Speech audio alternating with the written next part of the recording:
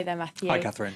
You've been looking at the effect of the US government shutdown on the markets and investors. That's right, and they've been pretty calm and collected about it all, and that's probably because investors are assuming, hoping that this shutdown won't last too long, in which case it won't have a huge effect on the economy. In fact, there's something more worrying coming down the pipeline. That is this debt ceiling we've been talking about, the 16.7 trillion limit on borrowing, which the government says needs to be raised by the middle of October. Otherwise, the US could start to technically default on its debts. Well, this trader explains why investors are nervous.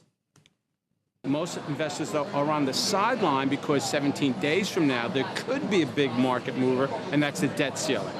So that's what everybody's watching, because if they don't get that together, that could be chaos in the bond markets. Well, that's a trader giving his view. One other commentator put it in more colourful language, perhaps. This is the former ambassador from the US, John Huntsman. He said the debt ceiling is a thermonuclear explosion compared to the hand grenade of the shutdown. Well, here's how that hand grenade played out in the US markets on Tuesday. As you can see, they all made some gains, particularly the Nasdaq there. In Asia, we've seen a mixed picture. Now, the mainland Chinese market, so the Shanghai Composite, we won't see because there's a public holiday there. Now, look at the Nikkei, though, down 2.4%. What's going on there? Strengthening yen hurting stocks. Well, let's stay in Japan, where the country's biggest electronics fair has opened its doors to the public. It's the place to see the latest in high-tech gadgets, and Oliver Farry has been taking a look.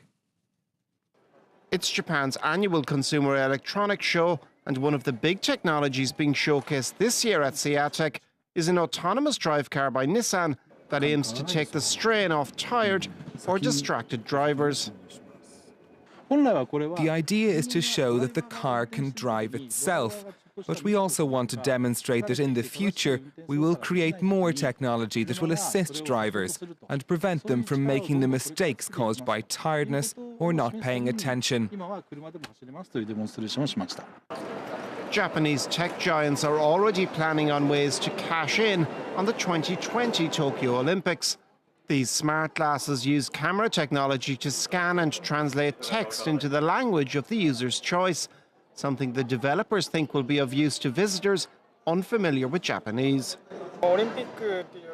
During the Olympics in Tokyo, lots of people are going to be interested in Japan, and more people are going to come here.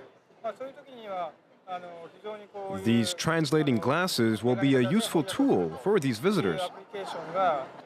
CEATEC also showcases new developments in everyday technology, from the latest 4K high-definition TVs to wafer-thin speakers that are considerably louder than they look.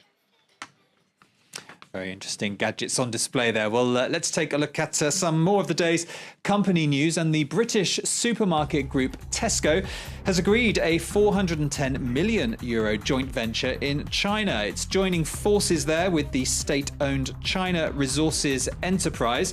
Tesco's 134 stores and its 11 life space shopping malls, as they're called, will be merged into the 3,000-strong chain of Vanguard stores, which are owned by China Resources. Tesco itself will own 20% of that joint venture.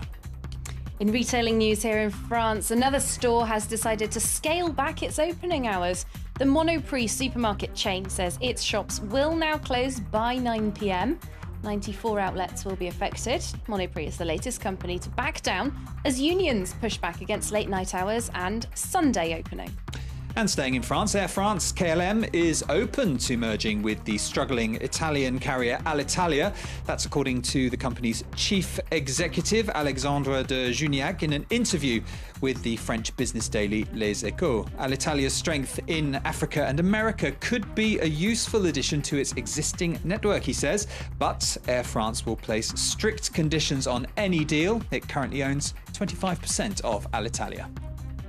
Okay, well, we're going to talk now about one of the most iconic buildings in the world, an integral part of the New York skyline. Matthew, you're talking about the Empire State Building. We can actually get our hands on a little bit of it, as That's in right. it's selling off some of its bricks and mortar, That's perhaps? right. I'm not sure if you can bring the bricks home, but if you'd like a little piece of the Empire State Building, from today you can get your chance because the company that owns it, there it is in all its glorious beauty, is listing its shares on the New York Stock Exchange. This is all according to the New York Times. The Empire State Realty Trust is the company, and it's pricing its shares at $13 a share, according to the newspaper. There's some archive pictures there because the building has been open. A bit of fun facts here since 1931. Look at those people working on it. Oh, I it think that's terrifies just me. incredible. I actually can't look to at watch. it. Well, the building's director now explains how the building came to be built. Let's take a listen.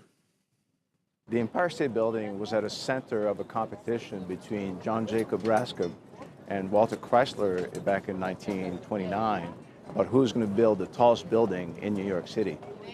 And in 1931, May 1931, the building finally opened its doors, and it became really an icon, a worldwide icon, and remained the tallest building from 1931 to 1972. Lovely view there from the top of the Empire State Building. Absolutely gorgeous. Thanks very much for rounding off the business news with that. Matthew Warren will be back a little bit later on with more business for you. Here on Live from Paris, it is time now, though, for web news. And as with our news bulletins, the US government shutdown is dominating headlines on the net as well. The Department of Agriculture, the E-Verify Employment Eligibility Programme, and also the US Postal Service Office of Inspector General. These federal services websites have shut down as 800,000 federal government workers were sent home on unpaid leave this Tuesday after Republicans and Democrats in the US Congress failed to reach an agreement on a spending bill. The US administration's partial shutdown has impacted numerous websites, some of which are now hardly functioning at all. A message on the US Department of Defense's welcome page, for example, explains that updates will